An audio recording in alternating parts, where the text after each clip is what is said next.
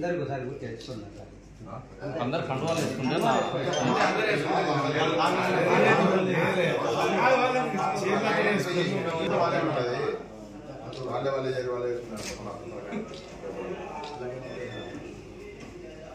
ఇప్పుడు దేవస్థానాలు అన్ని పెండింగ్ ఉన్నాయి.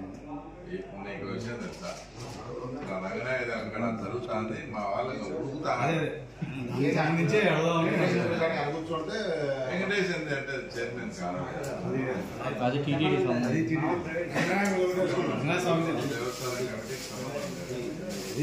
మనకు పులివెందులకు చాలా ఇంపార్టెంట్ కదా. సంవత్సరాలు 10 నుంచి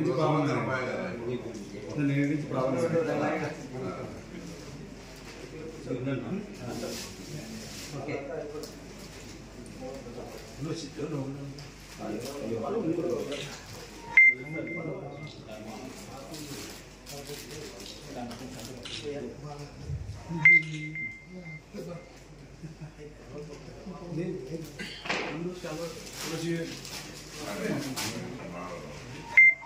నమస్కారం. ముఖ్యంగా మన కూటమి ప్రభుత్వం ఏర్పడిన తర్వాత అంతకుముందు గతంలో ఎలా పరిపాలించారు, తర్వాత ఇప్పుడు చంద్రబాబు నాయుడు గారి ఆధ్వర్యంలో పాలన ఎలా సాగుతుంది, అంతకుముందు 5 ఏళ్ళు కూడా ప్రజలు చాలా భయభ్రాంతులతో ఒక రకమైన టెన్షన్తో ఎప్పుడేం జరుగుతుందో ఏం ఉపద్రవం వస్తుందో అన్నట్లు రాష్ట్ర ప్రజలంతా కూడా 5 ఏళ్ళు కూడా బాధించబడడం జరిగింది. మన కూటమి ప్రభుత్వం వచ్చిన తర్వాత ఈ చంద్రబాబు నాయుడు గారు కానీ మరి పవన్ కళ్యాణ్ గారి ఆధ్వర్యంలో ప్రజలు హ్యాపీగా ఉండడంతో ఈ ప్రభుత్వం, ఇలాంటి ప్రభుత్వానికి వచ్చేసి మనం కూడా మద్దతు ప్రకటించాలా, ఇలాంటి ప్రభుత్వం వల్ల ఏదైనా ప్రజలకు మేలు జరిగే పరిస్థితి ఉందని భావించి తర్వాత నిన్న వచ్చేసి 30వ వార్డు కౌన్సిలర్ గారు నిన్న 30వ వార్డు కౌన్సిలర్ సిద్ధయ్య గారి భార్య వచ్చి సైదా గారు పార్టీలో చేయడం జరిగింది. తర్వాత అదే స్ఫూర్తితో ఈరోజు పులివెందుల మున్సిపాలిటీకి ఎలవారపల్లి వార్డుకు సంబంధించి ఇది 13వ వార్డుకు సంబంధించి రంగనాయకుడు గారు కూడా ఈరోజు స్వచ్ఛందంగా మనం చంద్రబాబు నాయుడు గారికి మద్దతు ఇవ్వాలి.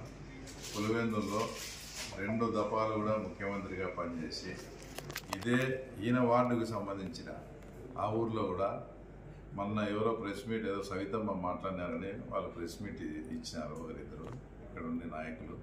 మీరు కూడా రండి, సాయంత్రం పూట ఎలమారపల్లికి పోదాం.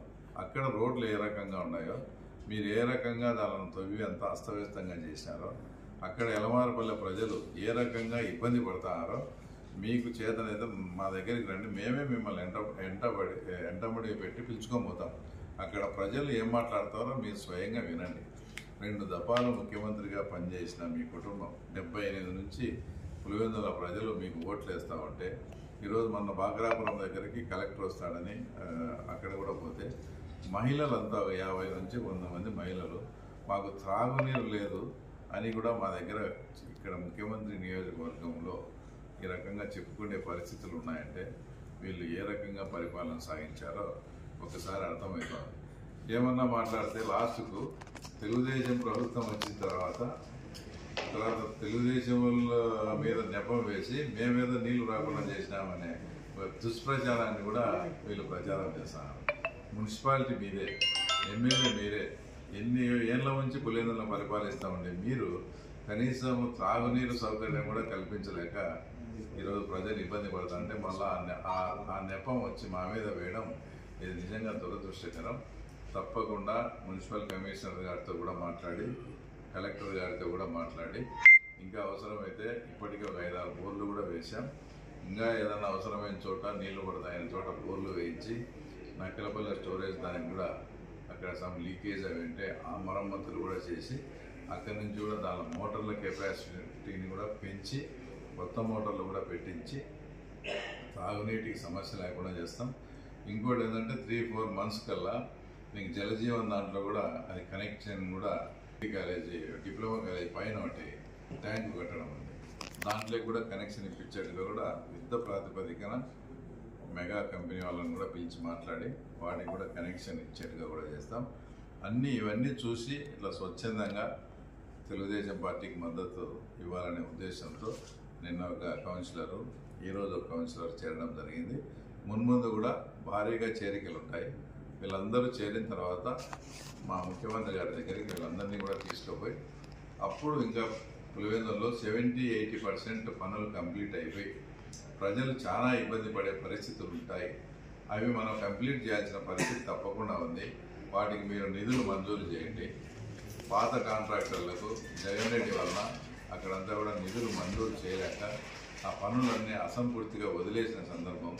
కాబట్టి ఇక్కడ పులివెందుల ప్రజలు చాలా ఇబ్బంది పడుతూ ఉన్నారు.